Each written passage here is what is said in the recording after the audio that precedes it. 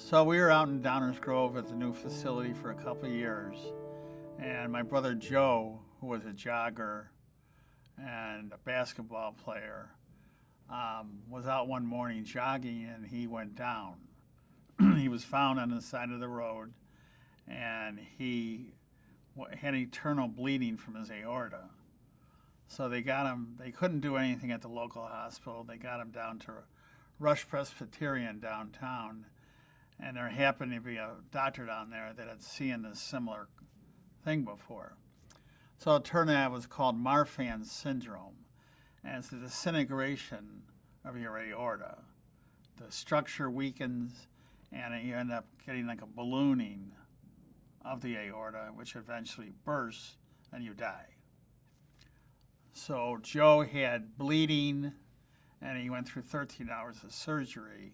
They wrapped it, and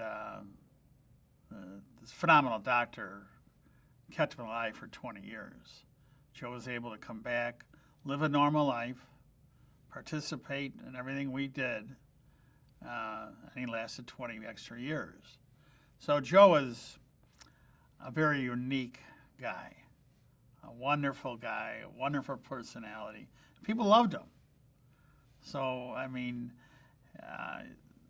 we were lucky enough that Joe loved to do the ordering for a lot of products. He liked dealing with the manufacturers, and they loved him. Yeah, Joe took on the Honeywell line and developed wonderful relationships and grew that line faster than anybody in the country.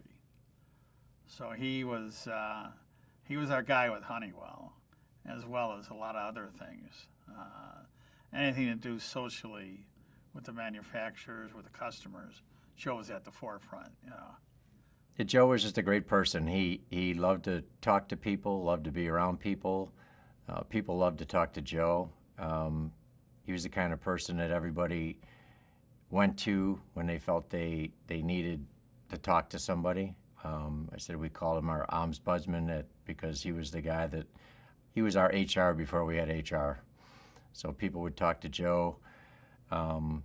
Vendors would relate to Joe better than anybody else because he had a way of talking to people. We would get more accomplished through vendors by Joe talking to him than anybody because he was just, like I said, he was the kind of person who could talk to people and get things accomplished. A lot of us would be saying the same thing and people just wouldn't hear the same story. So, Joe was a great person. It was great to be around. It was fun to be with. I always thought of Joe as like a brother to me. So when Joe passed, it was really tough on all of us.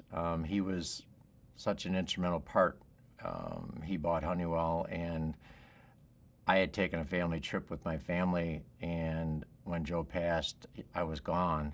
And when I got back, he was supposed to teach me how to take over the Honeywell line and do it because he was, had been ill and he had issues where he was in and out of the company.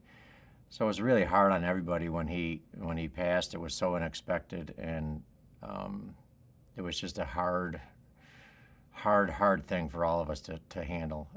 He was such a great guy, and it was so unexpected. Joe always beat the odds. He just always had. That's why we thought, well, why would he not beat him this time? Because he'd been through so much from the time he had the first surgery, and we thought we were losing him then. And then it was years later that that he actually passed. So it was really hard on all of us to see that happen, and hard to believe it, and especially me. I was not being in town. I was in a situation I couldn't come back, so it was really hard on me to miss his wake and miss his funeral and everything. It was a hard thing for closure for me, but yeah, it was hard to lose him.